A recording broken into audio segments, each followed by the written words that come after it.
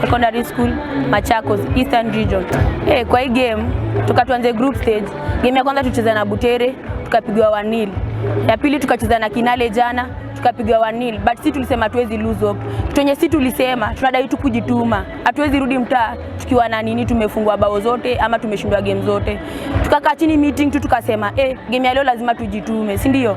Nikaongea na wasee communication tu na wao. Nikasema hata kama game ya leo tutatoka draw, sisi tutashukuru.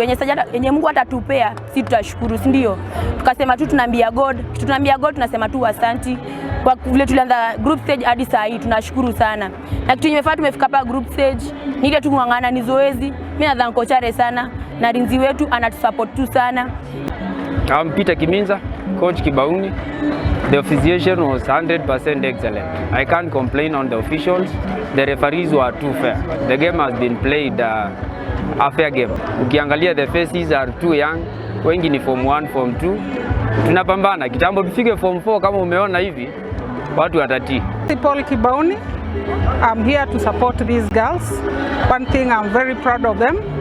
The other time they came for nationals, that was in Nakuru, they were losing with a very big margin. But this time I've seen that they have really fought. 1-0 is really an achievement for my girls. Naitwa Paul Wambua, MCA Kibauni Ward, where this team comes from. First of all, I want to congratulate the girls for the good work they have done. It's not easy, and if you look at our performances compared to 2022, there's an improvement, and we are looking to improve on that, to build on that. We will support the teachers and the students to ensure that they stay in school and play. There's a lot of talent and there is money in sports. There is money in sports. The learning na hiyo bidii and the learning na kuwa disciplined. These are disciplined sports. Na sisi tuko pamoja. We want to thank God. Tunashukuru Mungu sana, game imekuwa ngumu. We wanted 9 points. It's important for you to be number 1 so that you meet number 2 of the other pool. So Mungu ametupea win despite the violence from the fans. They wanted the home support. They wanted their team to win. But I want to thank the players. They played well. It was particularly our team B-side, those who don't play. We wanted them to feel the nationals. But equally they are good side. They have given us the results. Despite being a 1-0 win, we have 3 points.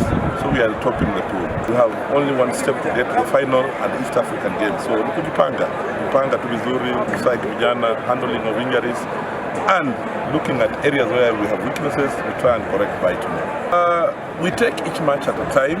We are not playing because of opponents or whom we're going to meet. Because teams zote ziko nzuri hapa. I've been at nationals. I've won at least 3 national trophies and 1 under 16. I understand the trends of nationals. We are not new here. Just that we're coming with a new team. Yeah, so I think I understand what should be done. The boys have experience. They know what to do. And we got the win. So to thank vijana pia. Naamini appreciate tu players wote wamejituma. Game is kwa easy. Kama tuko Tara amesema tunachukua each game at a time. Alafu target yetu kwa team ya East Africa. Violence comes because maybe a team is not well prepared. France don't play football. Yeah, hata sisi mimi nikishindwa, I lost at the region last year. I said yes, next year is there. So France, particularly in the region, at least 2 coaches died from Nambaria boys. I think they're taking it lightly, but it will get out of hand. Because fans don't play football. If a team loses, they cannot force.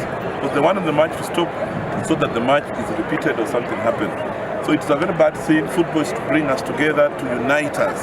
So when people start fighting and you get people are injured, it's a very bad thing and it should be condemned at the highest level.